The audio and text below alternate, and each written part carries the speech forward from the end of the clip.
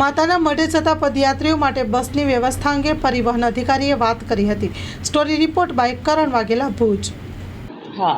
જો માતાના મઢનું આપણે દર વર્ષની જેમ આ વર્ષે પણ આયોજન કર્યું છે અને એની અંદર આપણે અત્યારે હાલમાં વિભાગની 120 બસો અને અન્ય વિભાગ 2 વિભાગમાંથી આપણે 40 જેટલી બસો આપણે લોન ઉપર લીધેલી છે, એટલે 140 જેટલી બસોનું આપણે આયોજન કર્યું છે। એમાં અત્યાર સુધી આપણે 29 તારીખથી જે આયોજન કર્યું તેમાં અત્યાર સુધી આજે આપણે પહેલું નોરતું જે છે, બીજું નોરતું આવ્યું ત્યાં સુધી આપણે 725 જેટલી ટ્રીપોનું સંચાલન કર્યું છે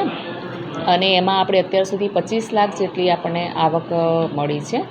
અને જોવા જઈએ તો મુસાફરોની સંખ્યા 19,700ની આસપાસ મુસાફરોએ એનો લાભ લીધેલો છે,